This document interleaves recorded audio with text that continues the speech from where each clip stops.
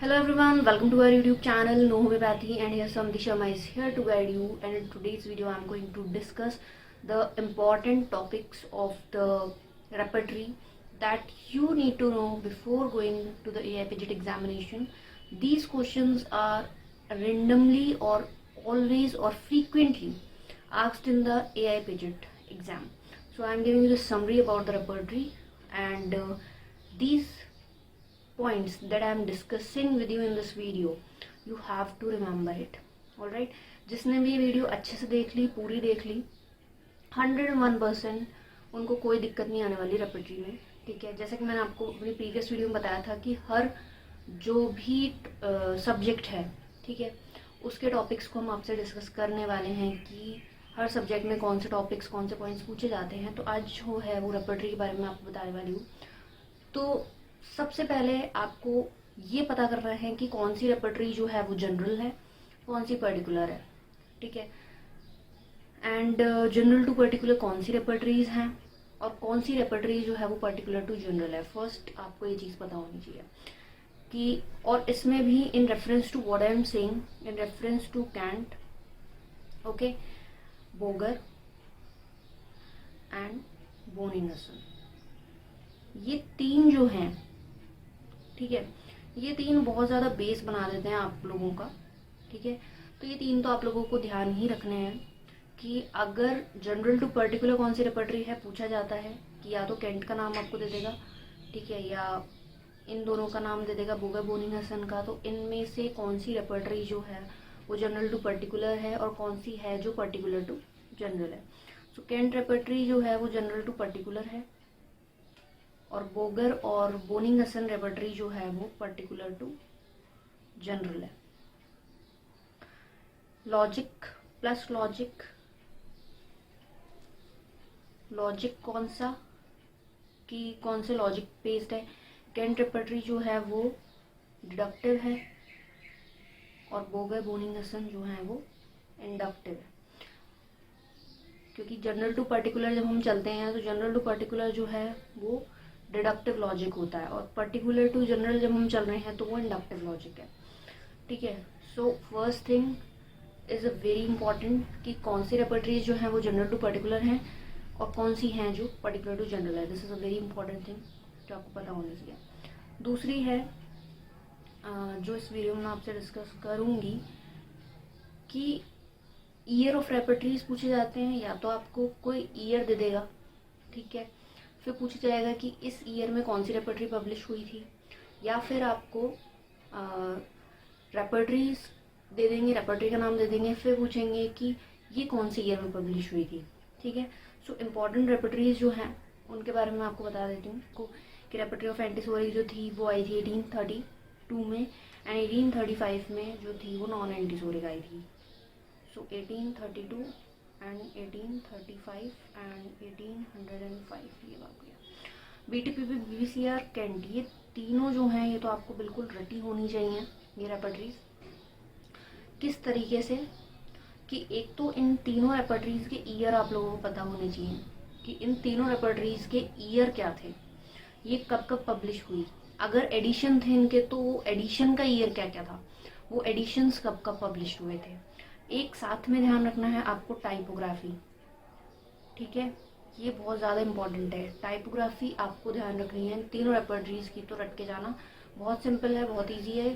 ठीक है, तो इनकी टाइपोग्राफी क्या है वो आपको पता होनी चाहिए. साथ ही साथ अगर किसी ने कोई स्पेशलिटी रेपर्टरी ने रख रखी है इन्होंने, तो वो आपको पढ़नी है इन तीनों रेपर्टरीज की. ठीक है, फिर कौन सी रेपर्टरीज में कितनी मेडिसिन थी, इनमें टोटल नंबर ऑफ मेडिसिन पता होनी चाहिए. साथ ही साथ कॉन्कॉर्डेंस में कितनी मेडिसिन थी वो पता होनी चाहिए. ठीक है, ये क्वेश्चंस पूछे जाते हैं, that's why I am discussing this with you. ठीक है, कॉन्कॉर्डेंस रेपर्टरीज में नर्ज एंट्री जो दोनों रेपर्टरीज हैं इनके ईयर पता होने चाहिए. ठीक है, कौन से ईयर में कौन सी रेपर्टरी आई थी. ऑलराइट, उसके बाद आपको बोगर की तीन रेपर्टरीज के बारे में पता होना चाहिए. एक तो हो गई है सिनॉप्टिक की, एक times of remedies and card repertory. ठीक है, जो भी मैं बता रही हूँ इन सबके ईयर आपको पता होने चाहिए. ये रेपर्टरीज कब आई थी ये ईयर आपको बिल्कुल रटे हुए होने चाहिए. सिनॉप्टिक की हो गई, times of remedies, card, and synthetic and synthesis, इनका ईयर, इनमें जो हमारी सिंथेटिक रेपर्टरी है, ठीक है, इसकी टाइपोग्राफी कितनी है, ठीक है। The typographies of the repertories are important. Typography याद रख लो, अगर कुछ मेडिसिन उनमें है तो वो मेडिसिन कितने नंबर की मेडिसिन हैं, ठीक है, वो पता होना चाहिए। बोरिक की रेपर्टरी कौन सी ईयर में आई थी, ये कुछ पर्टिकुलर रेपर्टरीज हैं, पर्टिकुलर ऑर्गन्स पे हैं, जैसे कि बैरेज हो गई, बेल्सडेरी हो गई, यूट्राइन थेरेपेटिक्स हो गई, इंटरमिटेंट फीवर होगी, थेरेपेटिक्स ऑफ फीवर्स, तो ये हैं इंडिविजुअल रेपर्टरीज, ठीक है। तो इनके ईयर, तो जो भी मैंने यहाँ पे रेपर्टरीज आपसे डिस्कस करी हूँ, सबके ईयर बिल्कुल याद कर लेना, ठीक है। अगर याद नहीं हो तो बिल्कुल आपको ध्यान रहना चाहिए, बिल्कुल रट लेना इनको। अब एक है कार्ड रेपर्टरीज, किशोर कार्ड और शर्मा कार्ड, दो रेपर्टरीज हैं, ठीक है।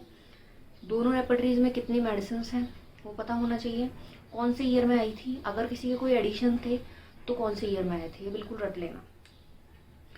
अब कुछ रेयर रेपर्टरीज हैं, ठीक है, जैसे कि सिस्टमैटिक अल्फाबेटिकल रेपर्टरी मुलर, ठीक है, तो कौन सा ईयर था। मैं जो भी बात कर रही हूँ आपको ईयर ध्यान रखना है। अभी रेपर्टरीज के जो भी रेपर्टरीज का डिस्कशन यहाँ पे चल रहा है उनके ईयर आपको पता होने चाहिए। लिप्पी कंपैरेटिव एमएम, इसका ईयर क्या था वो पता होना चाहिए। गुरंसे की हेमरॉइड्स, इसका ईयर क्या था। Hering analytical repertory of mind, इसका ईयर क्या है पता होना चाहिए। A R Morgan repertory of urinary organ, year. Lee Clarke repertory of cough and expectoration, ठीक है। अब यहाँ पर आपको एक चीज नोट करनी है कि ऐसे सवाल भी आते हैं कि सिस्टमैटिक अल्फाबेटिकल रेपर्टरी किसने लिखी, so it is simply written by the Muller, alright. Comparative M किसने लिखी, तो लिप्पे, इसलिए मैंने साथ में इनके ऑथर के नाम भी लिखे हैं, ठीक है। सो लिप्पे की कंपैरेटिव एमएम आई थी, गुरंसे की रेपर्टरी ऑफ हेमरॉइड्स आई थी। ईयर तो आपको ध्यान रखने ही है इनके, साथ में मैं बता रही हूँ और किस तरीके से इसमें सवाल पूछे जाते हैं, ठीक है। एनालिटिकल रेपर्टरी ऑफ माइंड है तो हेरिंग की है, दिस इज इम्पॉर्टेंट कि हेरिंग ने लिखी है, ठीक है।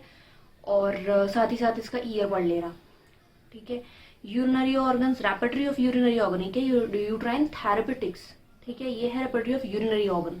तो रेपर्टरी ऑफ यूरिनरी ऑर्गन किसने लिखी है, एआर मॉर्गन ने, ठीक है।